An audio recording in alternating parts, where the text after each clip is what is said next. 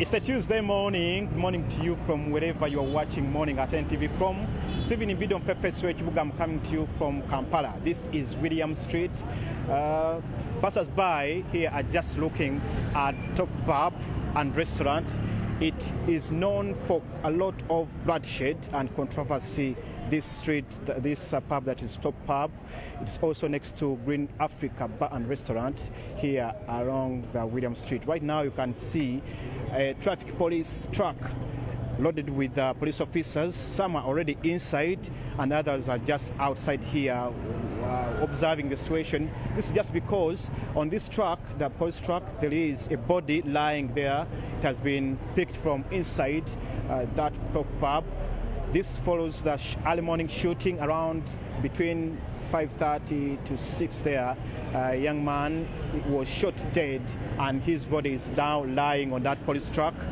It is believed that he was shot by one of the armed personnel belonging to one of the security agencies in Uganda. And according to eyewitnesses here, whom I'm going to be speaking to shortly, they are letting me know that that person could be belonging to the military. But inside there, as we shall be getting closer there, we'll be seeing police officers combing the inside of that pub, and of course looking for any minor details. For example, how many gunshots were shot to the people who were inside that pub. And that pub is known for controversy and bloodshed because on May 2nd, 2009, a private Nicholas Muchunguzi, who was then belonging to Presidential Guard Brigade, as it was called then before it changed name. Uganda, where the election was characterized by numerous abductions and threats, according to reports. Human rights defenders have alleged election rigging, use of excessive force, and exaggeration of the Electoral Commission register. Vocal voices that dared to speak against the regime and the unfair electoral and political environment in the East African Community country have been silenced. Uganda's main opposition leader Bobi Wine and his running mate Dr. Lina Zedriga have fallen victim to state-sponsored abductions. And as Esther Dan now reports, the whereabouts of Dr. Zedriga remain unknown. Listen in.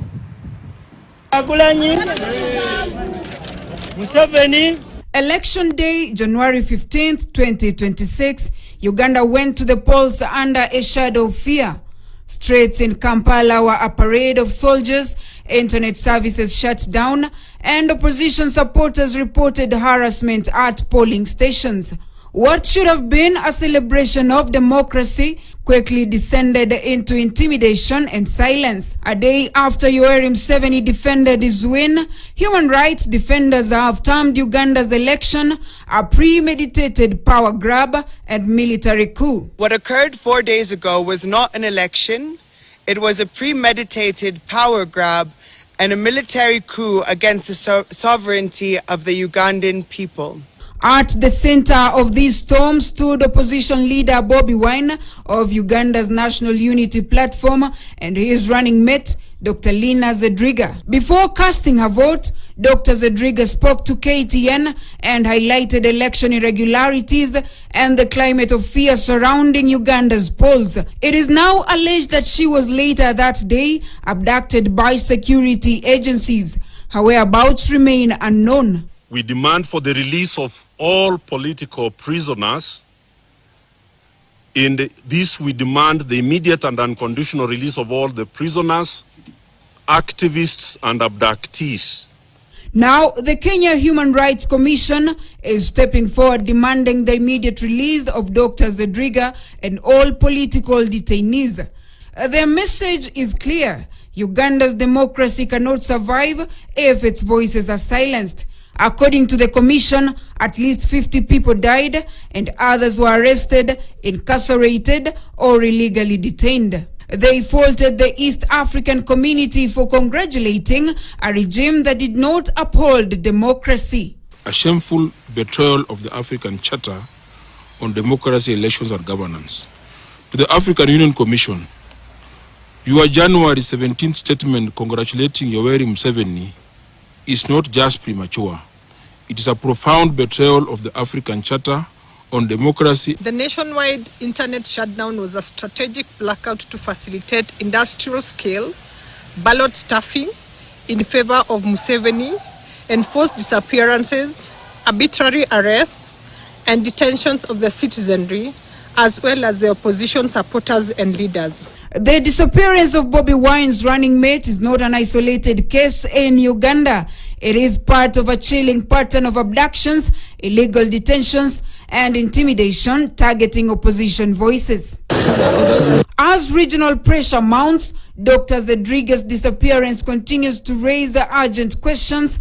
How far will Uganda's government go to silence dissent? And will international solidarity be enough to secure the release of those who have been forcibly disappeared? Esther Diana, KTN, Nairobi. So when the internet came back on, obviously what we did, the first thing is try to find out what exactly happened in the times that we were in the dark. And one of the interviews that I landed on, perhaps many people landed on, was President Museveni being interviewed on Sky News Africa. There was Yorusra El-Bajir, I hope I pronounced her name right, who did the interview. And among other things, she went ahead to ask the president about the internet shutdown. Yes, she did. Why he did that, yes, she did. And what was the process of that. And when he explained, Ugandans were like, Sebo. So before I actually give you my opinion of Gaetano's, let's first listen to the interview so that at least you have context of where we're coming from. Okay. Youth unemployment, it's still very high, and young people feel like they need more opportunities. And when an internet shutdown happens, they feel repressed, they feel silenced because the internet is a tool of the youth. What are you offering them substantially over the next 5 years? We are the ones who built the internet, the one you are talking about. We are the ones who built it.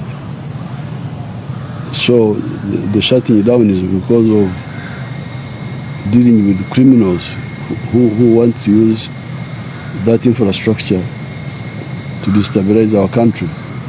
It is temporary, it is short term, but we're the ones who built the internet. Okay, I think the part that really got netizens, a bit